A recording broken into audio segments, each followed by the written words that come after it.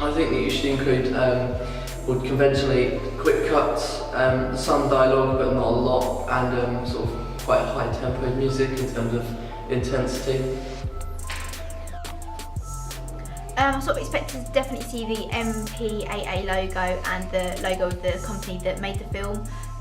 Usually they have really fast-paced music in them, not as much dialogue, but there's still dialogue and very quick cuts between each section.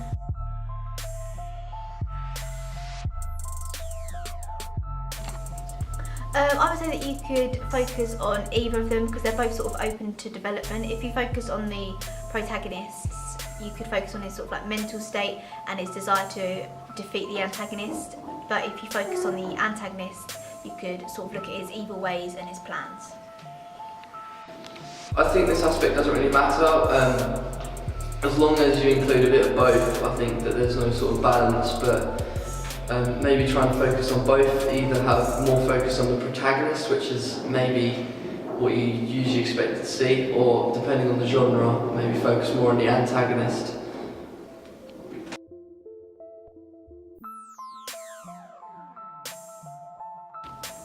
Yeah, you could use the protagonist voice to describe the criminal, but you could also sort of use the antagonist voice as well, sort of describing how he's gonna sort of win over the protagonist. Either way would work, really. I think you should definitely try and include a voiceover whenever you can. Maybe the voice of the protagonist describing the criminal. Now this is very good and is seen in some crime thrillers, particularly films like American Hustle. There's a voiceover. This is a very good aspect as it's different to other ones, and it just gives the viewer a bit more information about the trailer and a particular antagonist.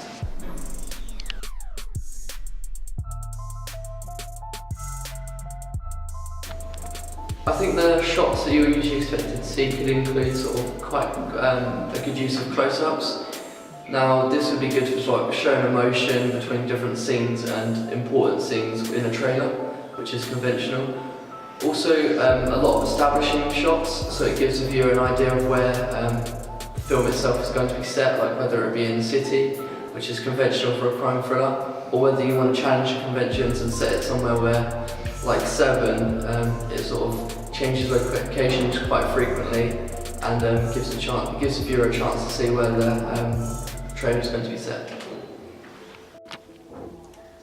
There's usually a lot of close-ups to sort of show the characters and how they're reacting to the bits of like locations and stuff that you've already seen.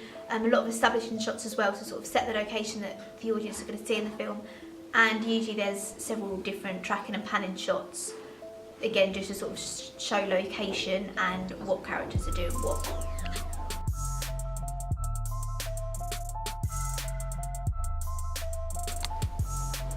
The editing, I think, usually involves a lot of quick cuts to not let too much information out to the audience, and sort of makes use of short takes, again, so it doesn't reveal too much information, and sometimes sort of a single long take to sort of make the trailer have more suspense and more atmosphere and tenseness. I think the editing you should use should include sort of quick cuts as it's conventional. Also try and focus on not giving away as much information because it sort of intrigues the viewer into wanting to come see the film. Leave it for the film to give the main bits of detail away.